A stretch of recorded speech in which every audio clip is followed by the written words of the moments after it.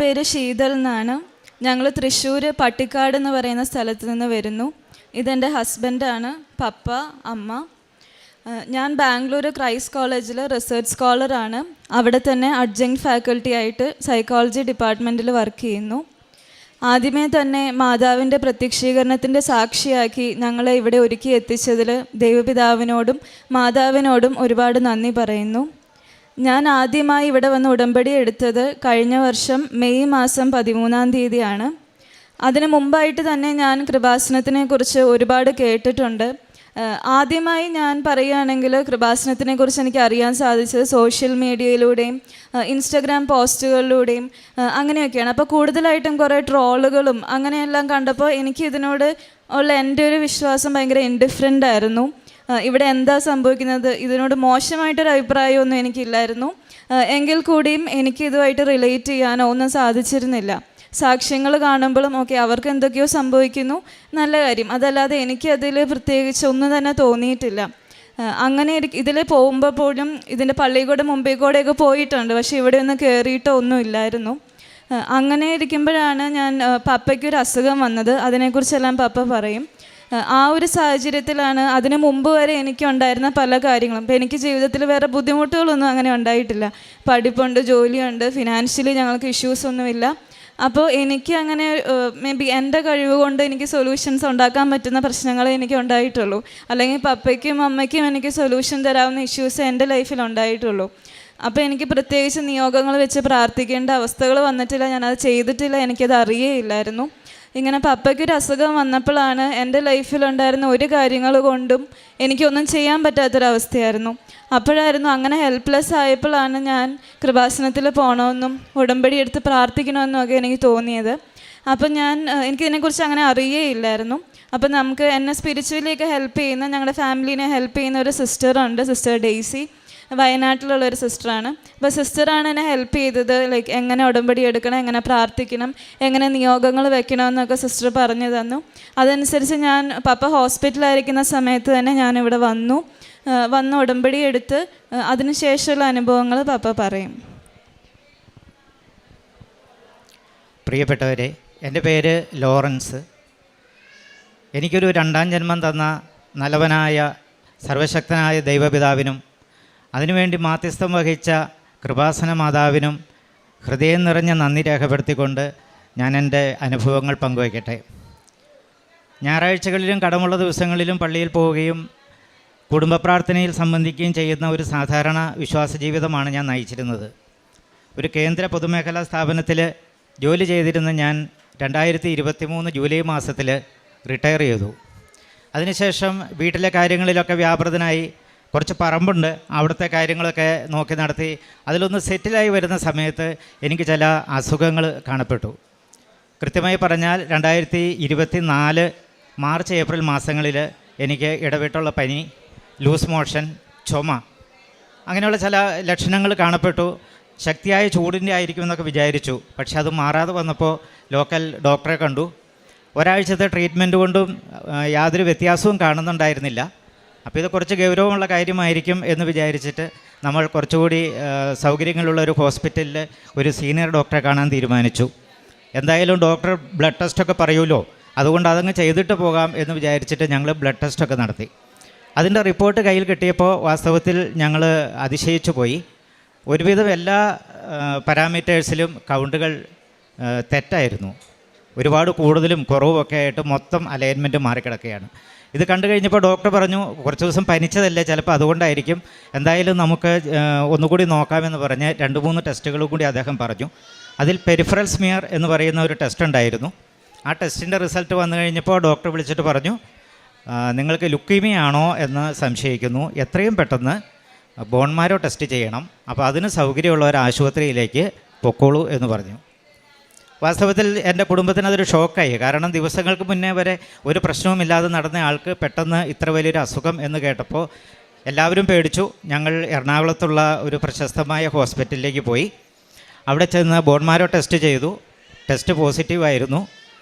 അവരത് കൺഫേം ചെയ്തു, ലുക്കീമിയാണ്. നമ്മൾ സാധാരണ ബ്ലഡ് ക്യാൻസർ എന്ന് പറയുന്ന അസുഖമാണ്. AML എന്ന് പറയുന്ന വേരിയൻ്റ് ആയിരുന്നു എനിക്ക് വന്നത്. അപ്പോൾ ഡോക്ടർ പറഞ്ഞു, കുഴപ്പമില്ല, നമുക്കിതിന് ട്രീറ്റ്മെൻ്റ് ഉണ്ട്, കീമോതെറാപ്പി എടുക്കണം, അതിനുശേഷം ബോൺ മാരോ ട്രാൻസ്പ്ലാന്റ്, ഇതാണ് അതിനുള്ള ട്രീറ്റ്മെൻറ്റ്. പലരെയും ഞങ്ങൾ കൺസൾട്ട് ചെയ്തു. എല്ലാവരും പറഞ്ഞു അസുഖം അധികം വ്യാപിക്കുന്നതിന് മുന്നേ എത്രയും പെട്ടെന്ന് ട്രീറ്റ്മെൻറ്റിന് കയറുന്നതാണ് നല്ലത്. അങ്ങനെ ഞങ്ങൾ ആശുപത്രിയിൽ അഡ്മിറ്റായി ട്രീറ്റ്മെൻറ്റ് സ്റ്റാർട്ട് ചെയ്തു. 7 days 24 hours കണ്ടിന്യൂസ് കീമോയാണ് ആദ്യം എനിക്ക് തന്നത്. ഇതിനിടയിൽ എൻ്റെ മോൾ ഇവിടെ വന്നിട്ട് ഉടമ്പടി എടുത്തു. അവൾ എനിക്ക് എല്ലാ ദിവസവും വിശ്വാസപ്രമാണം ചൊല്ലി തൈലം പുരട്ടി തരികയും ഉപ്പും തേനും നേർച്ച വസ്തുക്കൾ എനിക്ക് നൽകുകയും ചെയ്തിരുന്നു. മാതാവിൻ്റെ കാശുരൂപ എപ്പോഴും എൻ്റെ തലയണയ്ക്ക് അടിയിലുണ്ടായിരുന്നു. പക്ഷേ എൻ്റെ സ്ഥിതി നാൾക്ക് നാൾ മോശമായി വന്നു. ബ്ലഡ് കൗണ്ടൊക്കെ താഴെ പോയി. ഒരുപാട് ബ്ലഡും പ്ലേറ്റ്ലെറ്റും എനിക്ക് ആവശ്യമായി വന്നു.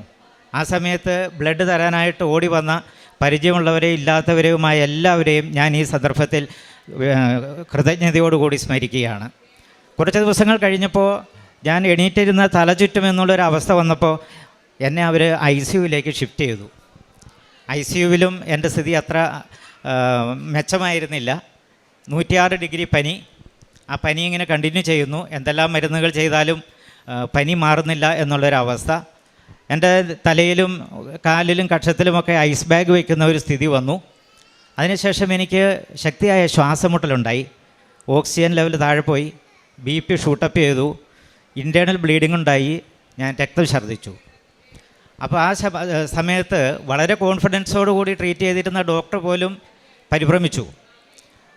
ഞാൻ വാസ്തവത്തിൽ മരണവുമായിട്ട് മല്ലടിക്കുകയായിരുന്നെന്ന് എനിക്കറിയില്ലായിരുന്നു.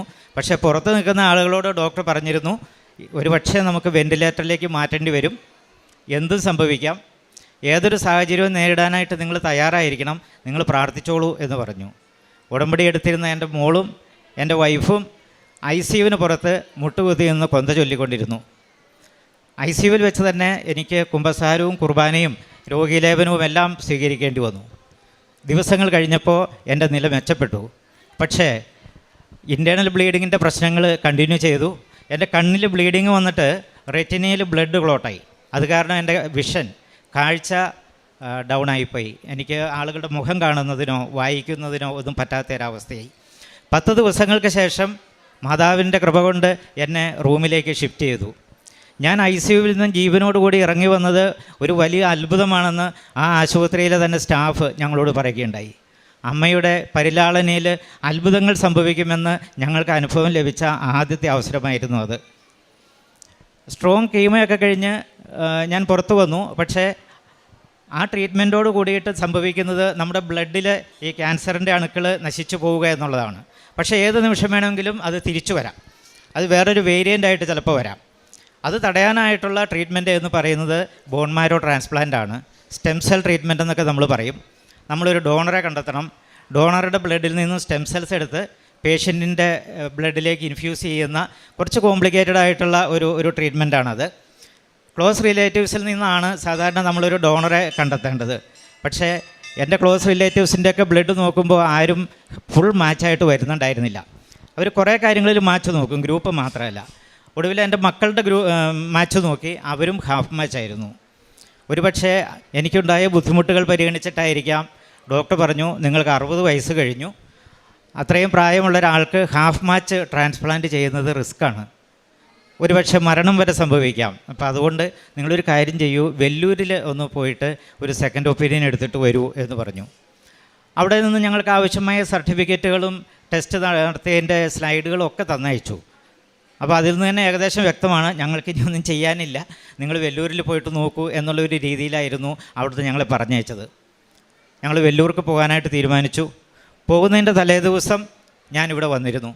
ആരും പറഞ്ഞിട്ടൊന്നുമല്ല, എങ്കിലും ഇവിടെ വന്ന് മാതാവിൻ്റെ മാധ്യസ്ഥം തേടുക, മാതാവിൻ്റെ കൈകളിൽ കാര്യങ്ങൾ ഏൽപ്പിക്കുക, സാധിക്കുമെങ്കിൽ അച്ഛനെ ഒന്ന് കണ്ട് അനുഗ്രഹം മേടിക്കുക, പ്രാർത്ഥനാ സഹായം തേടുക എന്നുള്ളതായിരുന്നു ലക്ഷ്യം. അതെല്ലാം സംഭവിച്ചു. എനിക്കിവിടെ വന്ന് അച്ഛനെ കാണാൻ പറ്റി. അച്ഛൻ എൻ്റെ തലയിൽ കൈവച്ച് പ്രാർത്ഥിച്ചു. പ്രാർത്ഥിക്കുന്നതിനിടയിൽ അച്ഛൻ പറയുന്നുണ്ടായിരുന്നു, സാക്ഷ്യം പറയാനുള്ള ചക്കനാണ്.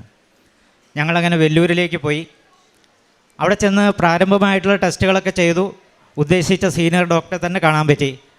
ആദ്യത്തെ കൺസൾട്ടേഷനിൽ തന്നെ ഡോക്ടർ പറഞ്ഞു, നിങ്ങൾ പേടിക്കണ്ട, ഇത് 60 വയസ്സ് കഴിഞ്ഞെങ്കിലും ഹാഫ് മാച്ചേ ഉള്ളെങ്കിലും ഇപ്പോൾ പുതിയൊരു പ്രോട്ടോക്കോൾ വന്നിട്ടുണ്ട്, ആൽഫ ബീറ്റ ഡിപ്ലീഷൻ എന്ന് പറഞ്ഞിട്ടുള്ള പുതിയൊരു മെത്തേഡ് വന്നിട്ടുണ്ട്, ഒരു പ്രൊസീജിയർ. അത് പ്രകാരം നമുക്ക് ചെയ്യാം, വലിയ റിസ്ക് ഒന്നും ഇല്ലാണ്ട് നമുക്ക് ട്രീറ്റ്മെൻറ്റ് ചെയ്യാം എന്ന് പറയുകയുണ്ടായി. വാസ്തവത്തിൽ അത് ഞങ്ങൾക്ക് വലിയൊരു ആശ്വാസമായിരുന്നു. വലിയൊരു എമൗണ്ട് ട്രീറ്റ്മെൻറ്റ് എക്സ്പെൻസായിട്ട് വരുമെങ്കിലും വേറെ മാർഗമൊന്നുമില്ലാത്തത് കൊണ്ട് ഞങ്ങൾ ആ ട്രീറ്റ്മെൻറ്റിലേക്ക് കയറാനായിട്ട് തീരുമാനിച്ചു. പക്ഷേ അവിടെ എനിക്ക് വലിയൊരു പ്രശ്നം നേരിടാനുണ്ടായിരുന്നു. ഈ ട്രീറ്റ്മെൻറ്റിൽ കയറുമ്പോൾ രോഗി കുറേ ദിവസത്തേക്ക്, ഏകദേശം ഒരു 15 ദിവസത്തേക്ക് ഒരു ഐസൊലേറ്റഡ് റൂമിലായിരിക്കും. അതൊരു സ്റ്റെറിലൈസ്ഡ് റൂമാണ്. അതിൻ്റെ ഉള്ളിലേക്ക് ഇഷ്ടംപോലെ ആർക്കും കയറി വരാൻ പറ്റില്ല. പ്രത്യേക ഗൗണൊക്കെ ഇട്ട് നേഴ്സുമാരും ഡോക്ടർമാരും ഒക്കെ കയറി വരുള്ളൂ. നമുക്കൊരു ജനൽ തുറക്കാനോ കുറച്ച് ഫ്രഷ് എയർ കിട്ടാനോ അവിടെ സാഹചര്യമില്ല. എന്നെ സംബന്ധിച്ച് പറഞ്ഞാൽ അങ്ങനെ ഒരു അവസ്ഥ വളരെ ബുദ്ധിമുട്ടുള്ളതായിരുന്നു. അടച്ചിട്ട ഒരു റൂമിൽ ഒരു ജനലൊന്നും തുറക്കാണ്ട് ശുദ്ധവായു കിട്ടാത്തൊരവസ്ഥയിൽ ഇരിക്കുന്നത് എനിക്ക് ആലോചിക്കാൻ പോലും പറ്റില്ല. എനിക്ക് വിമ്മിഷ്ടം ഉണ്ടാവും, ഞാൻ എണീറ്റ് നടക്കും. അങ്ങനത്തെ ഒരു അവസ്ഥയിലുള്ള ആളായിരുന്നു ഞാൻ ഡോക്ടറെ അടുക്കലൊക്കെ ഈ കാര്യം പറഞ്ഞു. ഡോക്ടർ പറഞ്ഞു അത് പ്രശ്നമില്ല, ഇത് ക്ലോസ്ട്രോഫോബിയ എന്ന് പറയുന്ന ഒരു അവസ്ഥയാണ്, അങ്ങനെ പലരും പറയാറുണ്ട്, നമുക്ക് എന്തെങ്കിലും അതിന് പരിഹാരം ഉണ്ടാക്കാമെന്നൊക്കെ പറഞ്ഞു. സൈക്കാട്രിസ്റ്റിൻ്റെ അടുത്ത് വരെ എന്നെ റെഫർ ചെയ്തു. പക്ഷേ അവർക്ക് പ്രത്യേകിച്ചൊന്നും ഹെൽപ്പ് ചെയ്യാനായിട്ട് സാധിച്ചില്ല. അവസാനം ഈ ബോൺ മാരോ ട്രാൻസ്പ്ലാന്റിന് ഞാൻ അഡ്മിറ്റ് ആവേണ്ട ഡേറ്റ് വന്നപ്പോൾ എല്ലാ കാര്യങ്ങളും മാതാവിൻ്റെ കയ്യിൽ സമർപ്പിച്ചുകൊണ്ട് ഞാൻ അതിനകത്തേക്ക് കയറിപ്പോയി. സാധാരണ രീതിയിൽ ബൈസ്റ്റാൻഡേഴ്സിനെ അനുവദിക്കാറില്ല. പക്ഷേ ഒരുപക്ഷെ മാതാവിൻ്റെ കൃപ കൊണ്ട് തന്നെ ആകാം, ഒരത്ഭുതം പോലെ എൻ്റെ മോളെ കൂടെ ബൈസ്റ്റാൻഡറായിട്ട് നിർത്താനും ഡോക്ടർ അനുവദിച്ചു. അവിടെ വെച്ചും ഈ പറഞ്ഞതുപോലെ തൈലം പൂശുകയും നേർച്ച വസ്തുക്കൾ സ്വീകരിക്കുകയും തലയണയ്ക്കടിയിലും അല്ലെങ്കിൽ എന്തെങ്കിലുമൊക്കെ ടെസ്റ്റിന് പോകുമ്പോൾ കയ്യിലും മാതാവിൻ്റെ കാശുരൂപം പിടിക്കുകയും ഒക്കെ ഞങ്ങൾ തുടർന്നുകൊണ്ടിരുന്നു. 15 ദിവസം കഴിഞ്ഞ് ഞാൻ റൂമിലേക്ക് മാറി.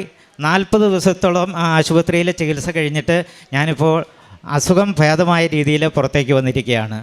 തീർച്ചയായിട്ടും മാതാവിൻ്റെ ആ ഒരു പരിലാളനയിലാണ് ഈ കാര്യങ്ങളെല്ലാം നടന്നതെന്ന് ഞാൻ വിശ്വസിക്കുന്നു.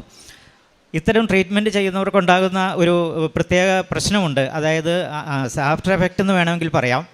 GVHD എന്ന് അവർ മെഡിക്കൽ ടേംസിൽ പറയും.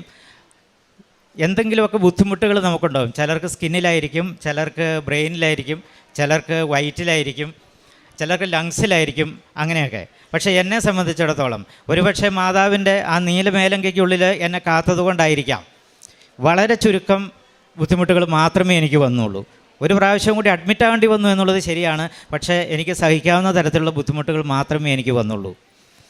ഇനി മൂന്നാമതൊരു കാര്യം കൂടി വളരെ പ്രധാനപ്പെട്ടത് എനിക്ക് പറയാനുള്ളത്, എൻ്റെ കണ്ണിൻ്റെ കാഴ്ച എനിക്ക് തിരിച്ചു കിട്ടിയിരിക്കുന്നു.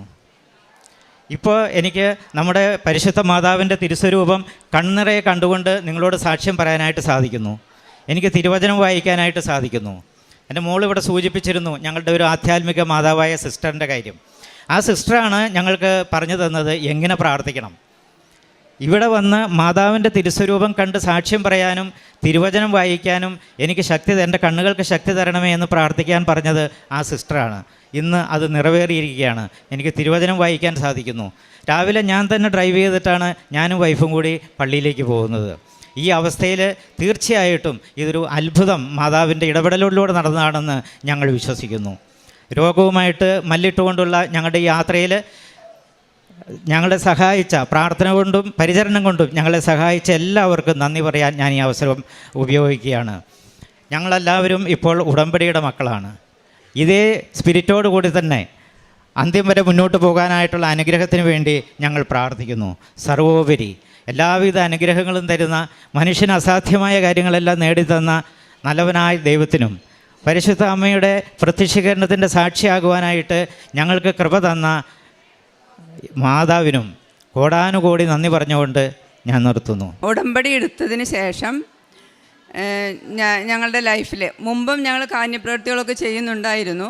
എങ്കിലും ഇപ്പോൾ അത് ദൈവസ്നേഹത്തെ പ്രതി കൂടുതൽ മറ്റുള്ളവരെ കാണുമ്പോൾ നമുക്ക് ദൈവസ്നേഹത്തെ പ്രതി എല്ലാം ചെയ്യാൻ സാധിക്കുന്നുണ്ട്. അതുപോലെ തന്നെ ബലിയർപ്പിക്കാൻ പോകുമ്പോഴും ജപമാല ചൊല്ലുമ്പോഴും എല്ലാം ദൈവസ്നേഹത്തെ പ്രതി ചെയ്യാൻ സാധിക്കുന്നുണ്ട്. പിന്നെ ഇവിടെ വന്ന് ഞങ്ങൾക്ക് സാക്ഷ്യം പറയാൻ പറ്റിയതിന് സർവശക്തനായ ദൈവത്തോടും കൃപാസനം മാതാവിനോടും അനന്തകോടി നന്ദി പറയുന്നു. കാരുണ്യപ്രവൃത്തികളായിട്ട് ഞങ്ങൾ ചെയ്യുന്നത് ക്യാൻസർ പേഷ്യൻസിനെ ഞങ്ങൾ പലപ്പോഴായിട്ട് സഹായിക്കാറുണ്ട്. പിന്നെ വസ്ത്രമില്ലാത്തവരെ കണ്ടുപിടിച്ച് അവരന്വേഷിച്ച് വസ്ത്രങ്ങൾ കൊടുക്കാറുണ്ട്. പിന്നെ ഞങ്ങളുടെ അവിടെ ഓർഫണേജ് ഉണ്ട് തൃശ്ശൂർ. അവിടെ പോയി അവരുടെ കൂടെ സമയം ചെലവിടുകയും അവർക്ക് വേണ്ട സാമ്പത്തിക സഹായങ്ങളും ചെയ്യാറുണ്ട്. പ്രേക്ഷിത പ്രവർത്തനമായിട്ട് പറയുന്നത്, പത്രം ഞാൻ എൻ്റെ ചേട്ടൻ്റെ അനുഭവം തന്നെ പറഞ്ഞുകൊണ്ട് കടകളിൽ കൊടുക്കാറുണ്ട്. പിന്നെ സാക്ഷ്യങ്ങൾ ഷെയർ ചെയ്യാറുണ്ട്. രാവിലത്തെ ഡെയിലി ബ്രെഡ് എല്ലാവർക്കും തന്നെ ഞാൻ ഷെയർ ചെയ്യാറുണ്ട്. ഉടമ്പടി എടുത്തതിന് ശേഷം എൻ്റെ വിശ്വാസ ജീവിതത്തിൽ വന്ന കുറച്ച് അനുഭവങ്ങൾ പങ്കുവയ്ക്കുകയാണ്. മുമ്പ് ഞാൻ പറഞ്ഞതുപോലെ തന്നെ നിയോഗങ്ങൾ വെച്ച് പ്രാർത്ഥിക്കാനോ അങ്ങനെയൊന്നും എനിക്ക് അറിയേയില്ലായിരുന്നു. ഞാൻ അങ്ങനെ ചെയ്തിട്ടില്ല. പക്ഷേ ഇന്ന് എനിക്കറിയാം, ഞാൻ പറഞ്ഞ് പ്രാർത്ഥിക്കുന്ന കാര്യങ്ങൾ ചോദിച്ച് മേടിച്ച് തരാൻ മാതാവിന് പറ്റും. അപ്പോൾ മാതാവിൻ്റെ ഇൻ്റർസെഷൻ, ആ പവർ എനിക്കിന്നറിയാം. അങ്ങനത്തെ അതിലുള്ള വിശ്വാസമൊക്കെ എനിക്ക് ഒത്തിരി വർദ്ധിച്ചു വന്നു. ഇവിടുത്തെ ഉടമ്പടി വസ്തുക്കൾ പണ്ട് ഞാൻ ഉപയോഗിക്കാറുണ്ടായിരുന്നു. ഇപ്പോൾ പപ്പയ്ക്ക് ഈ ഒരു അസുഖം വന്ന സമയം തൊട്ട് എല്ലാ ബുദ്ധിമുട്ടുകൾ വരുമ്പോഴും ഉടമ്പടി വസ്തുക്കൾ ഉപയോഗിച്ച് പ്രാർത്ഥിക്കാനും, അപ്പോൾ വിശ്വാസ പ്രമാണം ചൊല്ലി ഉടമ്പടി വസ്തുക്കളെല്ലാം ഉപയോഗിക്കും.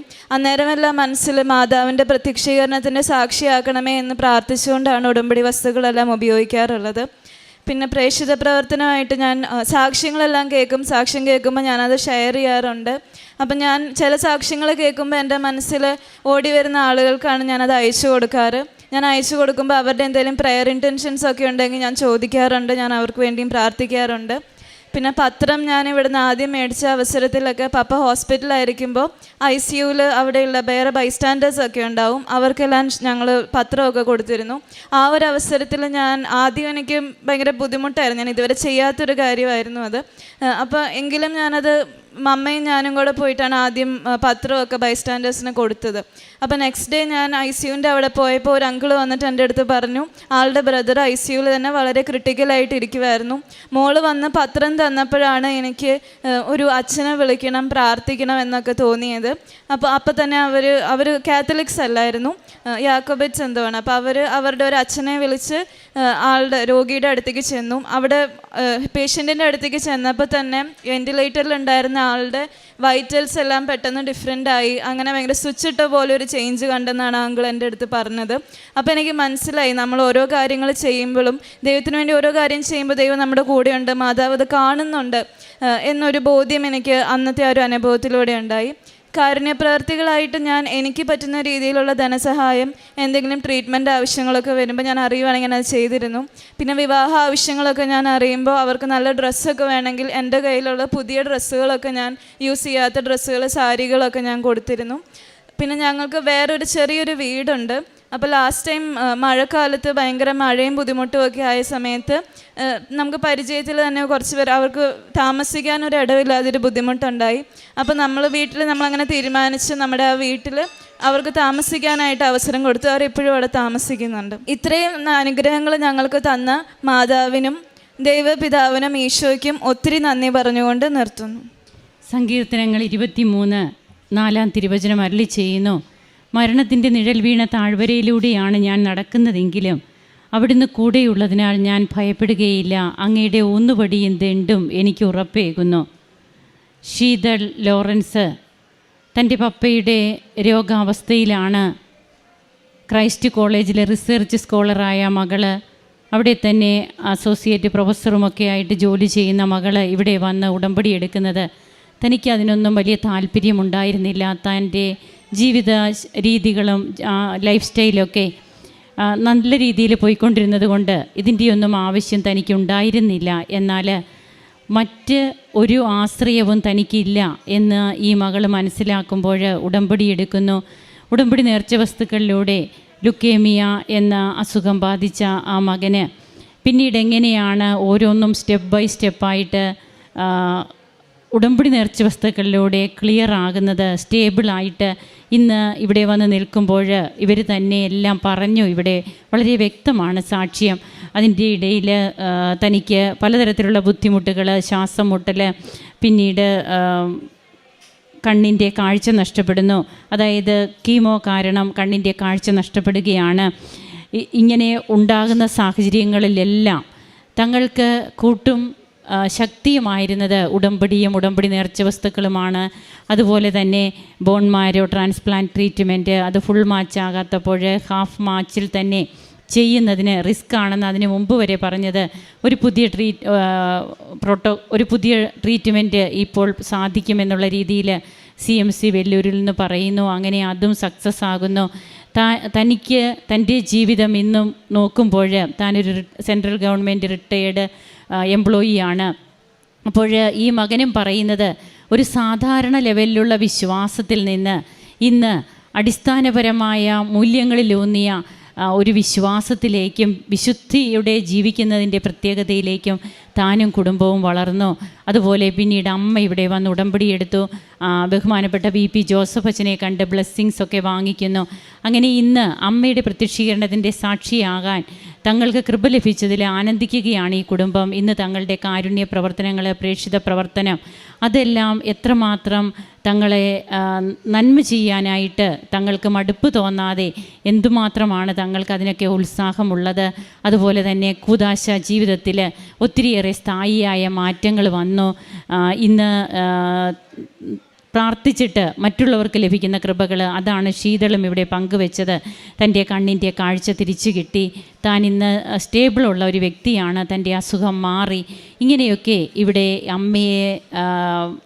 അമ്മയെ വണങ്ങിക്കൊണ്ട് ഈശോയെ മഹത്വപ്പെടുത്തി ഈ മക്കൾ സാക്ഷ്യങ്ങൾ പങ്കുവയ്ക്കുമ്പോൾ മരണത്തിൻ്റെ നിഴൽ വീണ താഴ്വരയിലൂടെയാണ് നടക്കുന്നതെങ്കിലും കർത്താവ് കൂടെയുണ്ടെന്ന ഉത്തമ ബോധ്യത്തോടെ ജീവിതം നയിക്കുന്ന ഒരു കുടുംബം കൂടി ഈ അൾത്താരയിലേക്ക് കടന്നു വന്നു. നമുക്ക് കരങ്ങളടിച്ച് സമയച്ചുരുക്കത്തിൻ്റെ അമ്മ, സ്ഥലകാലങ്ങളുടെ മേൽ അധികാരമുള്ള അമ്മ, ഈ കുടുംബത്തെ സഹായിച്ചു സംരക്ഷിക്കുന്നതിന് നന്ദി പറയാം.